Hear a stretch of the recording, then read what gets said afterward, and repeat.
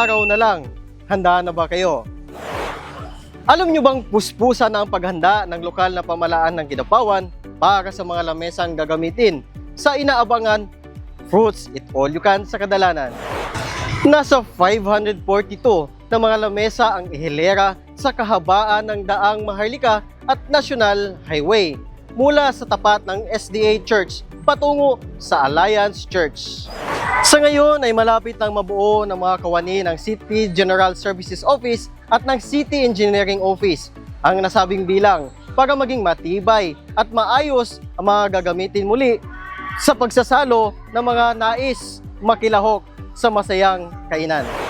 Sa darating na August 18, 2026, sa ganap na alas 4 ng hapon, ang mga lamesang ito ang magiging saksi ng kasiyahan ng lahat habang kumakain ng iba't ibang mga prutas.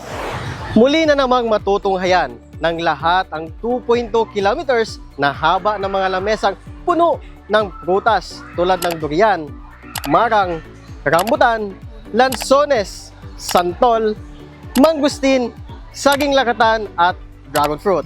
Ang Eat All You Can sa Kadalanan ay taunang isinasagawa sa lungsod bilang highlights ng Timpupo Festivals tuwing buwan ng Agosto. Naging simple man ang pagdiriwang ngayon, ngunit sa mga puso ng mga Kidapawenyo ang maibahagi ang kanilang masaganang ani sa lahat ay nagdulot ng kasiyahan sa kanilang mga puso at paraan na rin ng pasasalamat sa may kapal.